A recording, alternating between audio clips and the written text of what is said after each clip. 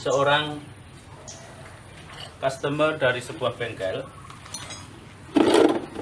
merasa kecewa berat setelah tahu bahwa spare part yang dia inginkan tidak dipasang sebagaimana semestinya.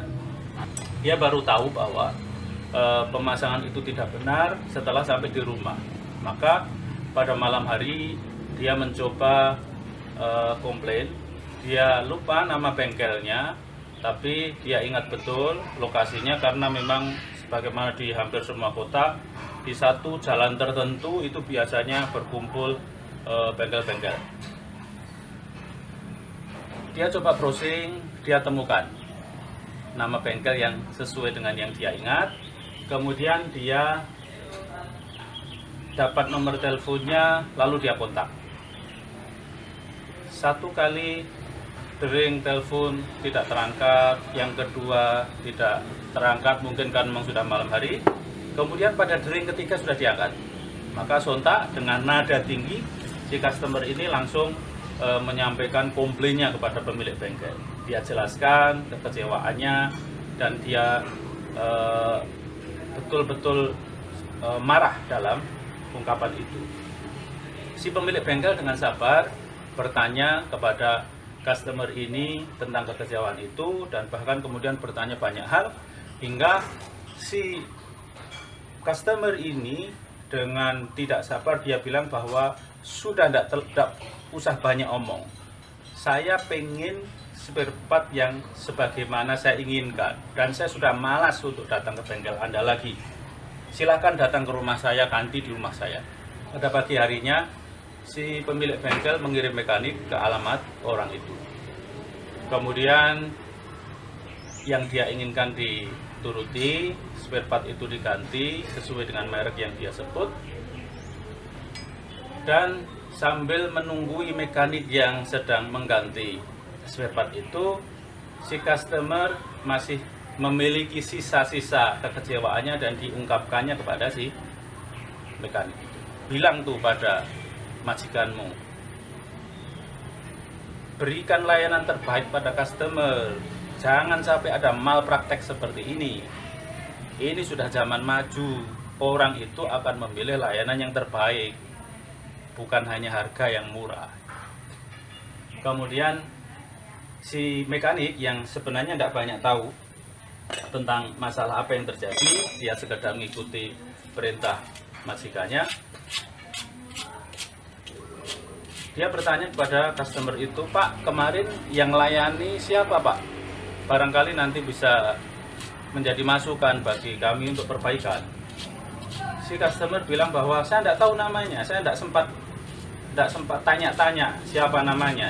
Tapi saya ingat betul orangnya gondrong, kata si customer itu. Kemudian si mekanik bilang, loh Pak, kalau di bengkel kami tidak ada yang gondrong loh Pak. Tidak ada satupun di antara bengkel kami yang kontrol. Kalau di bengkel sebelah itu ada Pak.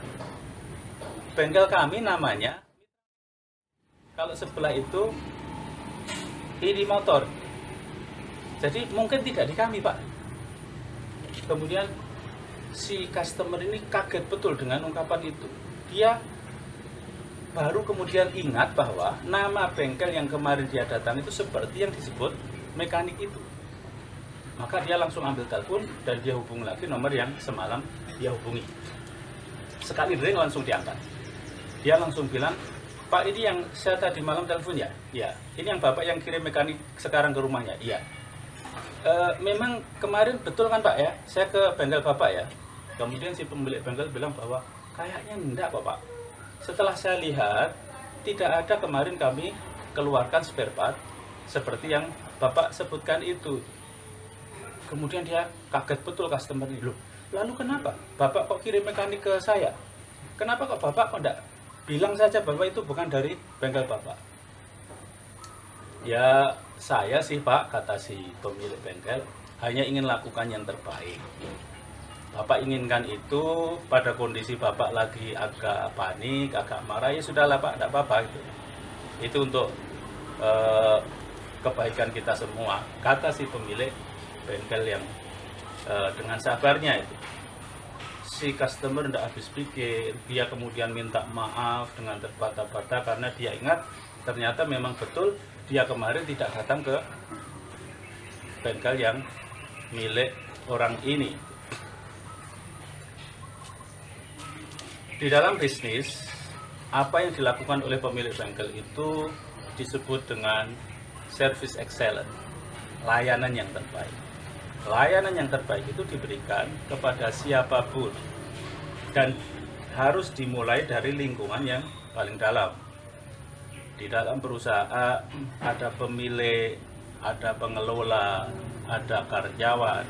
Kalau hubungan di antara mereka baik, layanan di antara mereka excellent, maka suasana kerja akan menjadi sangat baik.